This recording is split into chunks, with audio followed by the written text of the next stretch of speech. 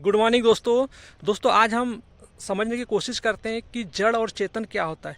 दोस्तों जड़ को समझने के लिए हम थोड़ा सा हमारी इवोल्यूशन प्रोसेस को थोड़ा सा समझते हैं कि हमारी ये जड़ता हमारे अंदर कहाँ से आती है, यानी ये जड़ता यानी प्रकृति, ये शरीर के जो प्रकृति है ये कहाँ से आती है। दोस्तों इसको बहुत ही संक्षेप में हम समझने की कोशिश करते हैं कि दोस्तों ये धरती माँ जो है, जो हमें अनाज देती है, इसी अनाज से हमारा ब्लड बनता है और इसी से हमारे सीमेंस बनते हैं और इसी के कारण प्रकृति माँ ने ही इस ऐसा डेवलप किया है कि हमारे अंदर वो शारीरिक उत्तेजना एक्साइटमेंट आता है और हम अपोजिट जेंडर के साथ फिजिकली रिलेशन बनाते हैं और हमारा जो डीएनए है उनमें ट्रांसफ़र हो जाता है। तो दोस्तों उस डीएनए में उस पूरे इस मानव संरचना और जितना भी जो एक इवोल्यूशन प्रोसेस से ये पूरा स्ट्रक्चर खड़ा है, जीव जंतु पशु पक्षी, ये सबका डीएनए उसी में उपस्थित रहता है। दोस्तों उसी के अंतर्गत यानी सब ये प्रकृति के जितने जो गुण होते हैं वो सब डीएनए में रहते हैं और उसी डीएनए से हमारा आरएनए उसकी ट्रांसक्रिप्ट करके मतलब ये शरीर का स्ट्रक्चर डेवलप करता है। तो दोस्तों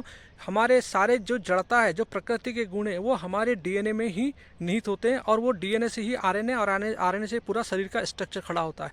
तो दोस्तों इस प्रकार से ये पूरे जो इसको प्रकृति बोलते हैं, जो मनुष्य की प्रकृति बोलते हैं, कि जो गुणात्मक त्रिगुणात्मक प्रकृति बोलते हैं, वो यही होती है। तो मूल इसमें जो वृत्तियाँ होती है जिससे हमारा जन्म होता है उसी को हम कहते हैं अहम वृत्ति। तो दोस्तों आपने देखा ये अहम वृत्ति क्या होती है। अब हम समझते हैं इसको, हम समझते हैं कि अहम वृत्ति क्या होती है। दोस्तों अहम भी एक वृत्ति है, एक सौ मूल वृत्ति बोलते हैं, जो मैं बोलती है, जो सभी में होती है, जानवरों में भी होती है, पशु पक्षी में भी होती है, हर चीज़ में होती है, सेंटिएंट इनसेंटिएंट सब में होती है। तो दोस्तों ये जो होती है और इसके साथ जो वृत्तियाँ होती है, जो जड़ता है, जो हमारे शरीर में विद्यमान है। तो दोस्तों जड़ मतलब होता है, अब हम जड़ समझते हैं कि जड़ किसको बोलते हैं। तो जड़ वो होती है जो स्वयं अनुभव नहीं कर सकती, स्वयं को देख नहीं सकती, स्वयं को समझ नहीं सकती, उसको हम बोलते हैं जड़ता। तो जड़ता जैसे उसको एग्जाम्पल से समझते हैं कि जैसे कुर्सी है, वो स्वयं का विचार नहीं कर सकती, उसी प्रकार से हमारा जो शरीर है ये स्वयं नहीं चल, आँख स्वयं का देख नहीं सकती, कान स्वयं को सुन नहीं सकते, विचार स्वयं का एनालिसिस नहीं कर सकता। तो ये जो कुर्सी है, शरीर है, विचार है, भावनाएं हैं, संबंध है, रिश्ते हैं, दोस्तों ये सब जड़ है, ये जड़ प्रकृति है जो हमारे शरीर के अंदर इम्प्लांटेड है, ये सब जड़ है। अब हम समझते हैं कि ये जो जड़ है और ये सब जो प्रकृति है स्वयं को नहीं जान सकती। तो आंखें स्वयं को नहीं जान सकती, कान स्वयं को सुन नहीं सकते, यही हमारा केन उपनिषद हमें समझाता है कि आँख जिस स्वयं को देख नहीं सकती, कान स्वयं को सुन नहीं सकते, नाक स्वयं से स्मेल नहीं ले सकती, वाणी बोल नहीं सकती, मन मनन नहीं कर सकता। मन जिसके द्वारा मनन करता है वो कौन है? वही एक तत्व है जिसको बोलते हैं हम ब्रह्म है। तो दोस्तों ये सब जड़ता है जो मैंने जो बताया। अब हम समझते हैं कि साक्षी ये चेतन कौन है। तो दोस्तों चेतन वह है जो जान सकता है, जो देख सकता है, जो अनुभव कर सकता है, वो चेतन है। तो और चेतन मतलब जो साक्षी है। तो दोस्तों अब इसको समझते हैं कि जो चेतन है, ये चेतन जो होता है, ये जो चेतन होती है, ये उस परम ब्रह्म का प्रकाश हर दसों दिशाओं में फैला हुआ है। दोस्तों उसी के कारण ये हमारा शरीर जो है, ये शरीर काम करता है, कहना चाहिए। उसी के प्रकाश में ये शरीर प्रकाशित होता है, हमारी वाणी भी उसी के प्रकाश में बोलती है और जितनी भी जो भौतिक शरीर की जो इंद्रियां है ये उसी के प्रकाश में काम करती है। दोस्तों लेकिन हमने जो समझा कि हमारे अंदर, हम कई बार चर्चा करते हैं कि हमारे अंदर एक मूल वृत्ति बैठी मैं की, मैं मतलब अहंकार जिसको बोलते हैं, ये सभी मनुष्य के अंदर बैठी हुई है। और दोस्तों हमारे शरीर में तो अब जब ये मैं स्वयं को मानता है कि मैं हूँ, जबकि कुछ है ही नहीं, एक ये वृत्ति है, एक ये कहना चाहिए डिफ़ॉल्ट सेटिंग का है, कहना चाहिए कि एक एलिमेंट है और कुछ नहीं, त्रुटि है कहना चाहिए, जो शरीर के अंदर इवोल्यूशन प्रोसेस में डाली गई है। लेकिन दोस्तों इसके बहुत फिजिकली रिलेशन इफेक्ट होते हैं जो हमने पिछले बार समझा था।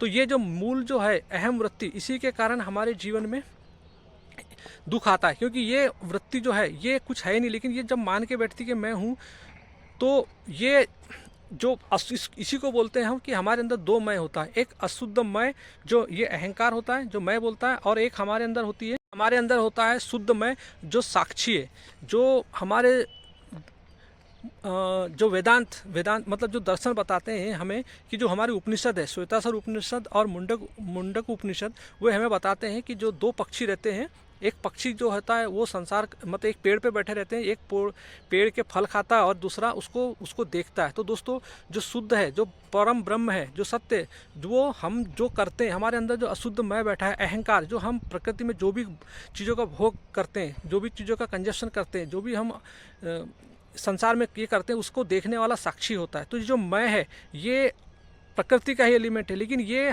प्रकृति से अपने आप को भिन्न मानता है। तो दोस्तों ये अहंकार है जो अपने आप को चेतन है नहीं लेकिन मानता है वो प्रकृति का एक तत्व है। तो दोस्तों ये हो गया, हमने समझा जड़ क्या है और चेतन क्या है। आप समझते हैं दोस्तों कि जड़ और चेतन दोनों एक होते हैं या नहीं? तो इसका उत्तर है दोस्तों जड़ और चेतन हाँ भी और नहीं भी, क्योंकि ये अलग अलग स्तरों पे होते हैं। व्यवहारिक जगत जो होता है जिसमें हम जीवन जीते हैं उसमें जड़ और चेतन कभी बराबर नहीं होते, क्योंकि दोस्तों जड़ क्या होता है, जैसे हमने चर्चा किया कुर्सी, शरीर, मन, विचार, ये स्वयं को नहीं जान सकता। लेकिन अहम क्या क्या करता है, बोलता है कि मैं इनको जानता हूँ। यानी जब मैं क्या करते हैं ये स्वयं यानी इनको जानने वाला हो जाता है। व्यवहारिक तल पे ये तथ्यात्मक रूप में प्रतीत होता है हमको, अहंकार हमें दिखाई देता है पर ये है नहीं। तो ये व्यवहारिक तल पे अहंकार है जिसको जो स्वयं को मानता है, क्योंकि वो अपने आप को मानता है कि मैं हूँ। तो यही व्यवहारिक तल पे उसकी प्रतीति होती है पर वो है नहीं।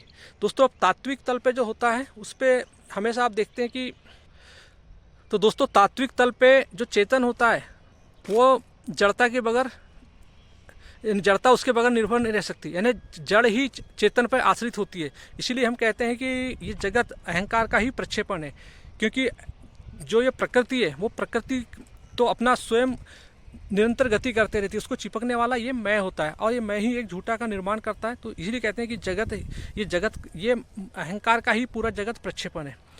तो दोस्तों इस प्रकार से हमने समझा कि ये व्यवहारिक तल पे है भी और नहीं भी है, व्यवहारिक तल और तात्विक तल पे। दोस्तों इसी प्रकार हम समझते हैं कि जो हमारे संबंध होते हैं, हमारे संबंध जब टूटते हैं तो हमें दुख क्यों होता है। दोस्तों इसको हम समझते हैं कि जो संबंध क्या होते हैं। दोस्तों हमारे जो संबंध होते हैं वो हमारी यादें होती है, हमारी स्मृति होती है, हमारी भावनाएं होती है, हमारे विचार होते हैं। ये मन के अंदर जो संकल्पित, मन के अंदर जो भी विषय रहते हैं ये सब हमारे संबंधी होते हैं। तो दोस्तों आपने कभी देखा होगा कि यदि आपकी कोई स्थूल चीज़ें, कोई कार हो जाए या कोई पत्थर टूट जाए या कोई मान के जो कांच की चीज़ें टूट जाए तो आपको उतना दुख नहीं होता, यानी स्थूल चीज़ें दुख जाए तो उतना दुख नहीं होता जितना कि यदि आपके रिश्ते टूट जाए, यदि आपके परिवार के रिश्ते हो, दोस्त के रिश्ते हो तो आपको दुख हो जाता है। और दोस्तों जबकि आप देख रहे हैं कि जब आप देख रहे हैं कि हमने पहले ही समझा कि जड़ क्या होते हैं, जड़ हमारे होते हैं रिश्ते होते हैं, कुर्सी, रिश्ते, दोस्त, भाई, ये जितने भी जो शब्द है ये सब जड़ होते हैं। तो दोस्तों जब एक जड़ जो भौतिक वस्तु है उसके टूटने से हमें उतना दुख नहीं होता है जितना हमारे रिश्तों के टूटने से हमें डर होता है। तो ऐसा क्यों होता है? क्योंकि हमारा संबंध जो होता है वो हमारे मतलब वस्तुओं के टूटने से नहीं होता। हमारा संबंध होता है क्योंकि मैं जो होता है वो वस्तुओं को उतना ज़्यादा महत्व नहीं देता, उसके टूटने से उतना दुख नहीं होता। लेकिन रिश्ते जो होते हैं वो सूक्ष्म होते हैं और उसके साथ बोलता है कि मेरे भाई, मेरा दोस्त, मेरा चाचा, मेरा काका, तो इसके साथ मैं का जो सघन संबंध होता है, इसी वजह से जब क्योंकि इसी से जुड़ता है तब वो दुख पाता है। तो दोस्तों हमारे जीवन में कभी आपने देखा होगा कि यदि हमारी कोई नई वस्तु, यानी कोई भी जैसे नई कार को यदि आप कोई डैश मार दे तो हमें बहुत दुख होता है, लेकिन वही कार जब यदि पुरानी हो जाती है और उसको कोई यदि टक्कर भी मार दे तो हमें उतना दुख नहीं होता, जबकि कार भी जड़ है। दोस्तों उसी प्रकार हमारे रिश्ते भी जड़ ही होते हैं, लेकिन जैसे ही हमारा यदि जो तुरंत के रिश्ते हैं, साल भर के रिश्ते हैं, यदि उसको कोई ठोकर भी लग जाए तो हम सोचते हैं कि उतना ज़्यादा गम नहीं मनाते।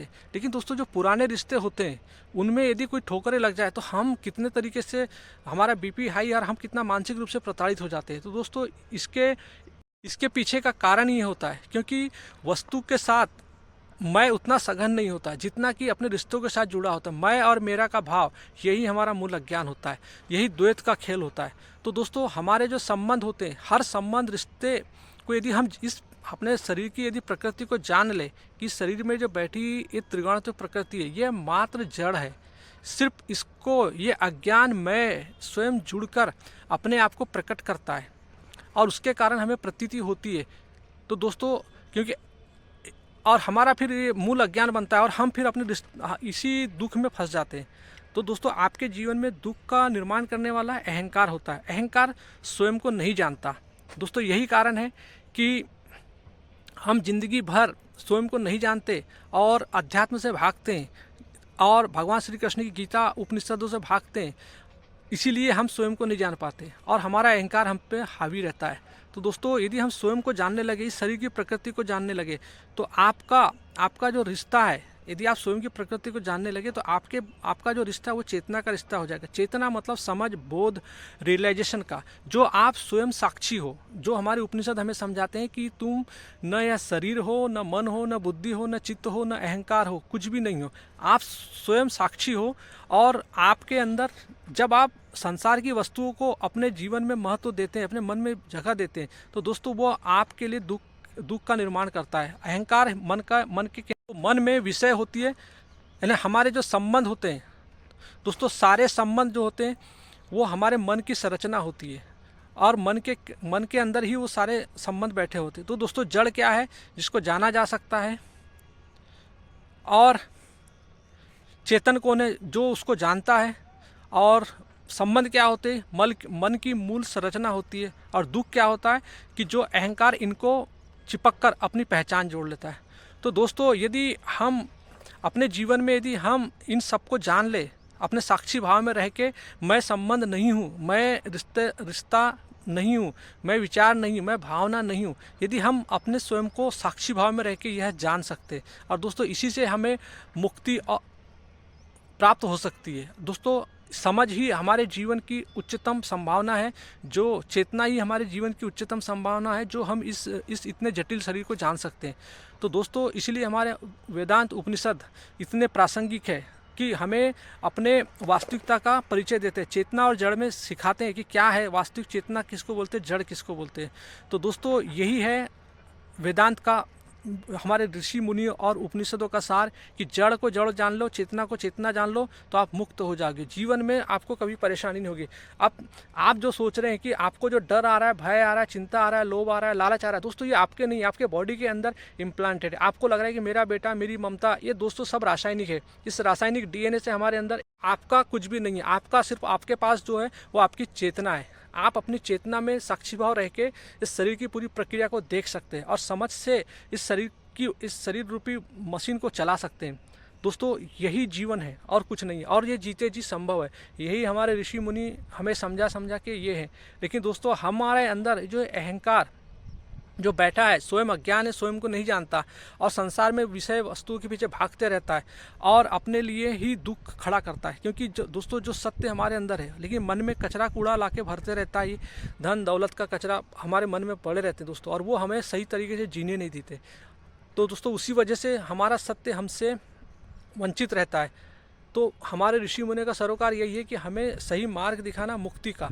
इसीलिए मुक्ति दोस्तों, हमको ऐसा मुक्ति शब्द से हमें डर लगता है, लेकिन मुक्ति दोस्तों जीते जी इन बंधनों से मुक्ति है, और जो संभव है इसका निरंतर अभ्यास है। दोस्तों यदि हमारा जो मस्तिष्क होता है वो रियलिटी और इमेजिनेशन में फ़र्क नहीं समझता, लेकिन दोस्तों यदि उसको सिखाया जाए और इसको समझाया जाए तो वो जानने लगता है। दोस्तों इसके लिए माहौल चाहिए, सत्संग चाहिए, ये बहुत ज़रूरी है। दोस्तों आज हमारे अंदर जो हमारे जो कथाकथित बाबाओं ने, नेताओं ने जो ये जाल फेंका है कि मतलब इस संसार में कि मतलब जो कथावाचकों ने लाखों रुपए लेकर लोगों को मन को भ्रमित करने का काम किया है, नेताओं ने इमोशनल ब्लैकमेल काम किया है, और जो हमारे उद्योगपतियों ने हमारे अंदर डिजायर डाल के हमारे जीवन को बर्बाद किया। दोस्तों इनसे सावधान रहिए और हमारे उच्चतम ग्रंथ सनातन के श्रीमद् भगवद गीता, उपनिषद और संत महात्माओं के साथ रहिए।